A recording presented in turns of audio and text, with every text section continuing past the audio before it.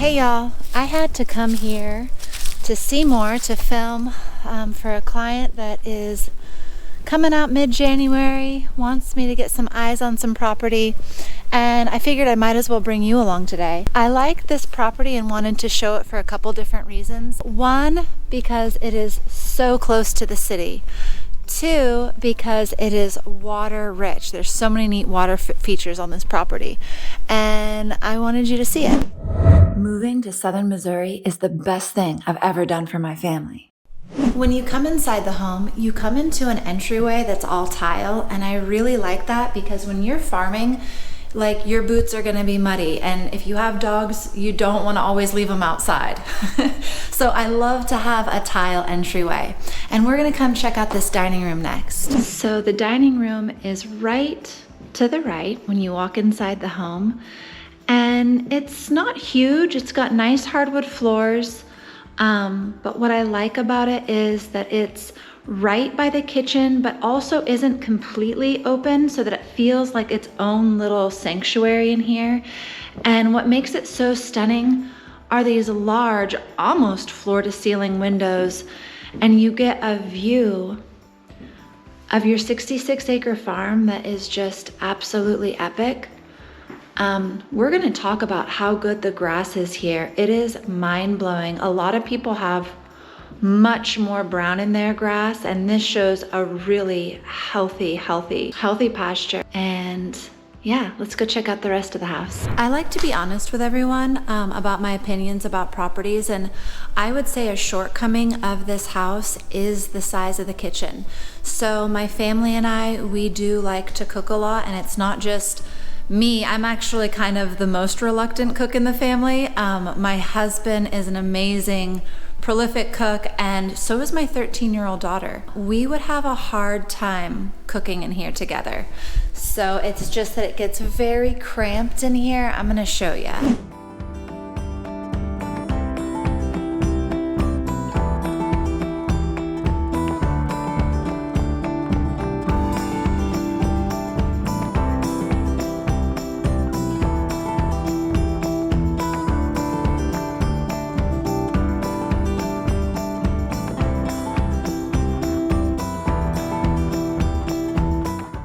This is kind of like that really essential zone where you've got your oven, and then of course, you know, that crucial area of counter space around the oven, which is not that much. And then your sink area, and it's really in just this very tight area, if you can see that. So I'm gonna be honest, I would actually expand the countertop out. I would. It would be a very small remodel job, and I would do it because it's so worth it to have a little bit bigger space to cook in. Leaving the kitchen, we're gonna come down this little hallway into the master bedroom and bath. And it's definitely large enough to comfortably fit a king-size bed. A drawback is it only has that one window there. I would never have the blinds down to let that natural light in, unless I had company over and I was getting dressed, right? It's got that recessed ceiling, which I like, and a really nice sized vanity area there for the master bath. And then of course it does have the separate room for the toilet and the shower. No bath in there, just a shower, but nice sized. Everything is kind of this older tan tile, and I'm gonna be honest, it's not my favorite, but it's well done, and it has clean looking grout, so I actually would just keep that. And a nice closet. This is, I would say, big enough for 2 people. Yeah. That closet will work. This portion of the house has a nice open floor plan. And like I said, this could be another dining room, or you just kind of leave it open or reimagine this space, but this area is obviously the living room. And you know, you can tell by the separation in the flooring. I really like that it has all this counter space. I would definitely have that lined up with stools so the family just has multiple, you know, seating options. And this is one of my favorite elements of the home, which is this study. I have gotten degrees from home and worked from home, so I really appreciate a study, and I like that it has a view of the farm to inspire you to work even harder, to buy even more animals and toys. Farm implements. Yep. Here is a second bathroom, and I like the tiling in here more, and it's got a really nice cedar plank ceiling, which I really like. And I like this slate looking tiling. Looks like real slate. I like this much more. And coming down the hallway, we have, of course, a closet, which is surprisingly large. Wow. You know, I was not expecting this. I don't know if you guys can tell, that's like a very, very large closet. I love me some large closets. And here is bedroom number 2. I would paint this bedroom just straight up. And I love, like, deer are aesthetically pleasing to me, and I love kind of the hunter's motif, but probably not that border. Probably never wallpaper for me. That's pretty much just how I am. I have seen some kind of like French looking paper, but it's pretty dark in here. I would actually paint this like a light gray in here. And I would open up these curtains and I would look at this view of this ranch. Here is the third bedroom, really light and bright. I'm gonna be honest, it's a little bit smaller than the master, but like, I almost would pick this one. I just love light and bright, and this room is just so beautiful for that. And the views, you can't fully see them, I'm sure, on film, but they go on for days and days. Also, I was kind of expecting this to be a smaller closet. Look at the doors, narrow. And I open it up and it's another super big, super wide walk-in closet. I really love these surprisingly large closets. Throughout the house, you'll see this built-in cabinetry, and I love it, obviously because of all the storage space, but also just how efficient it is with using space, because you don't have to have a bunch of bulky furniture taking up your floor space. And I really like that. Here is more of that cabinetry that I was talking about. And this one has the hot water heater, which nicely hides it. And it looks newer, nice copper piping in there. And here is the third bathroom. It's got the tub. This is the only tub in the house, actually. And toilet. And great view. This may be my favorite part, y'all.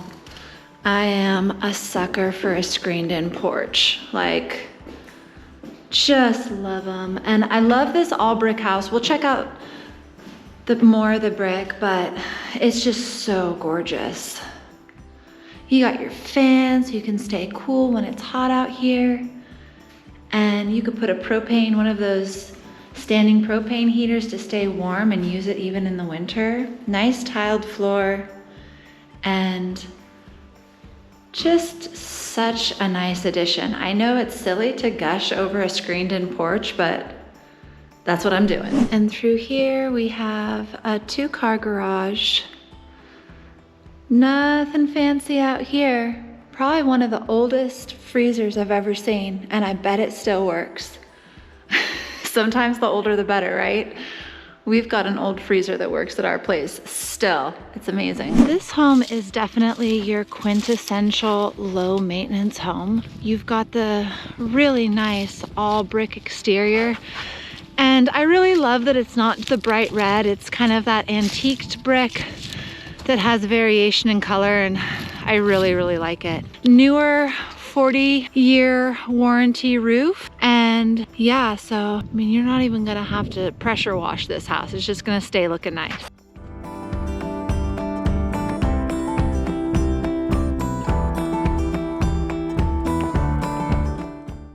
Something really special about this property is that it is 66 acres, but the entire property has woven wire fencing, and I mean the entire property. So the current owner has been running sheep, but what's nice about it is because it has this, you could have any animal here.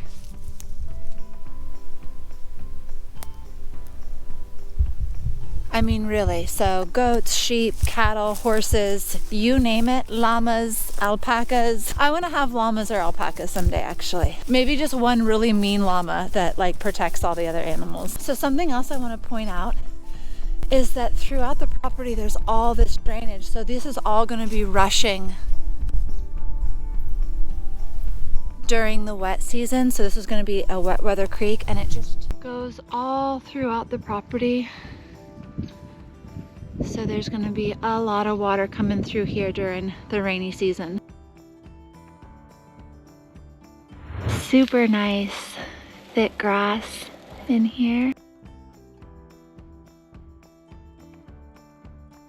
So I like it down here. It feels like a holler.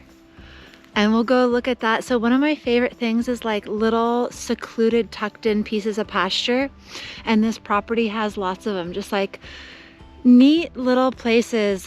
When I was a kid, I grew up on 67 acres and I knew every square inch of that land. And I just would love to go to like little secluded pastures like the one I'm about to show you, because it just felt like my own little world. So if you have kids, that's probably what they'll do.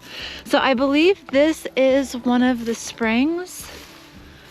I don't want to walk too much further because it's getting kind of crazy, kind of boggy, but definitely a natural upwelling of water right there. So this is what I mean. It's just this like super sweet tucked in little pasture. You've got your hill here, and then it's got a strip of forest surrounding it. And this just like satisfies some part from my childhood that was really special. The grass is amazing. Like, we had such a hard frost this morning. I'm telling you, like, I'm actually kind of suffering right now, you guys. It's cold, but this grass, I know, got that frost this morning and it's still so green. And remember, this is a pretty bad drought year. Not as bad as last year, but definitely, you know, people are talking about it.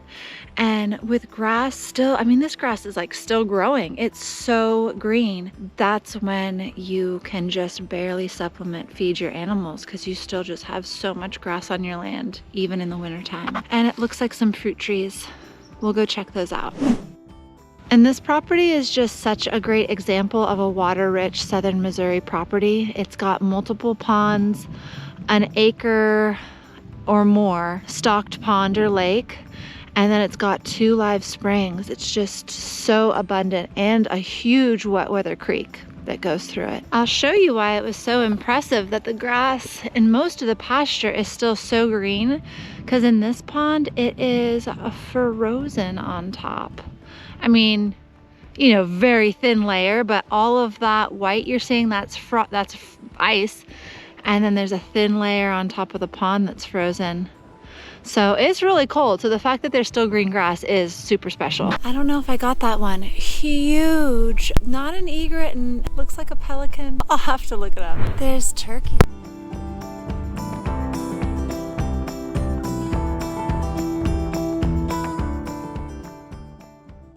I would say like 8 to 10 turkey just took off. I wish I would have had better reaction time to turn on the camera. Pretty cool. As I got here to the water, okay, so walking up, it was, you know, like 8 turkeys taking off, and then all of these. Wow, okay.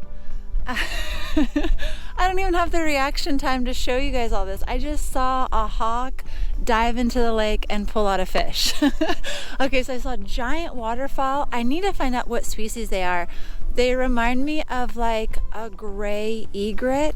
I'm seeing huge herded deer over there. And so yeah, I'll find out what the bird is. It almost reminds me of like if an egret and a pelican had a baby. And then yeah, another herd of deer over here took off, but like this is obviously such a great habitat for animals. I mean, crazy. So here's this acre lake. We haven't had our big rain yet, so I'm sure it becomes a lot bigger when we get our rain. I mean, this is like really, for Missouri, usually this is like the lowest time of the year is fall and early winter before we really have gotten our rains.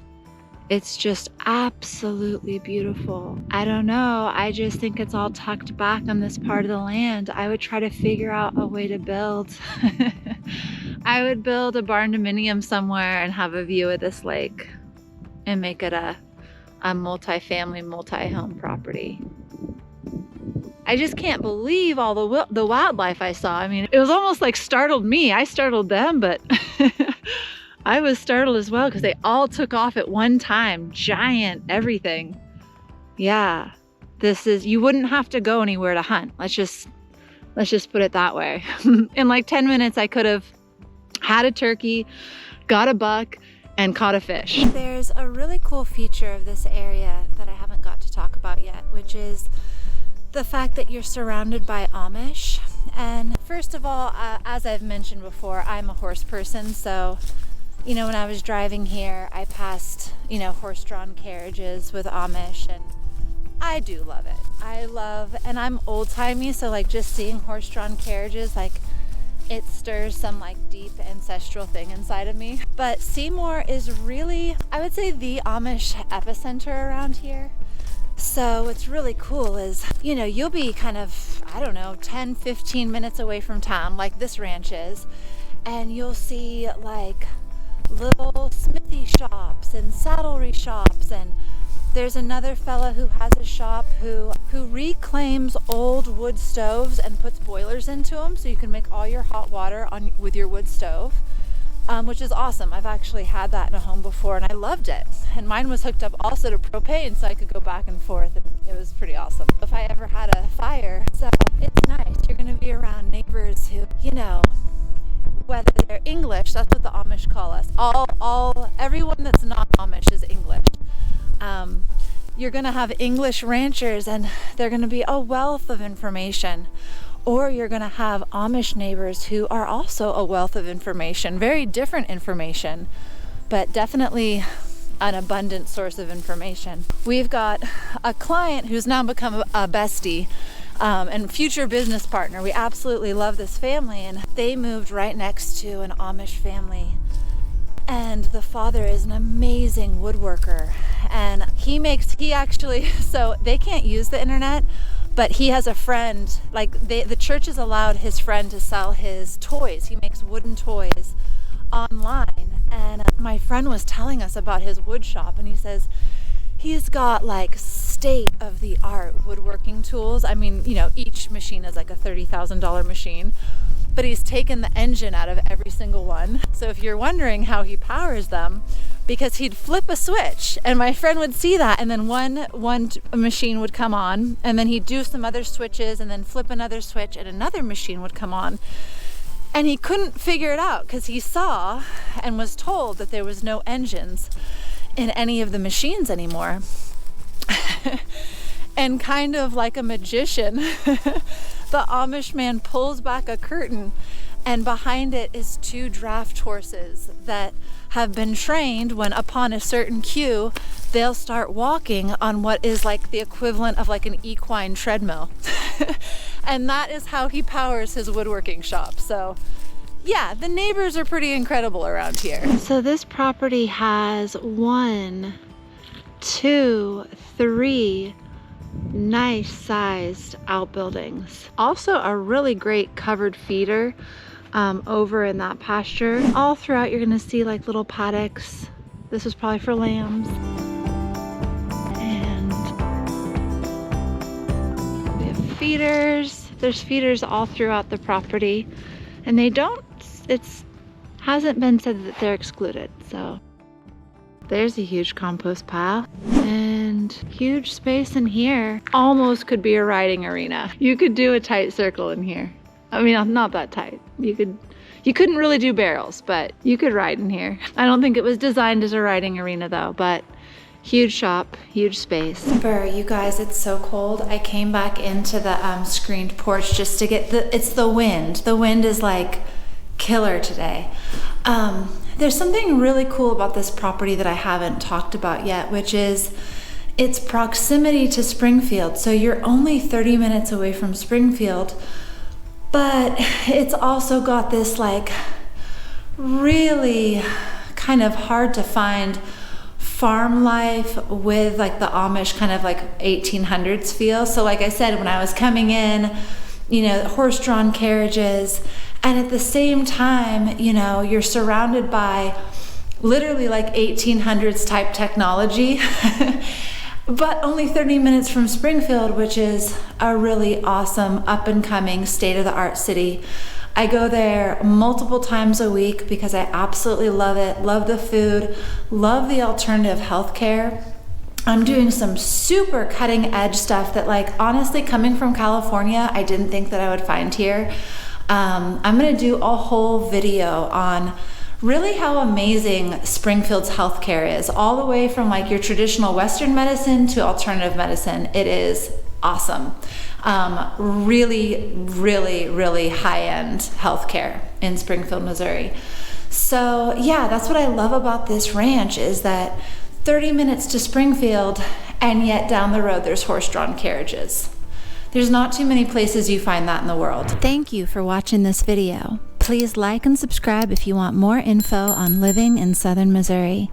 As always, my information is in the description. Call, text, email, or set up a Zoom if you're planning to make a move to the Ozarks. Thank you, and see you next time.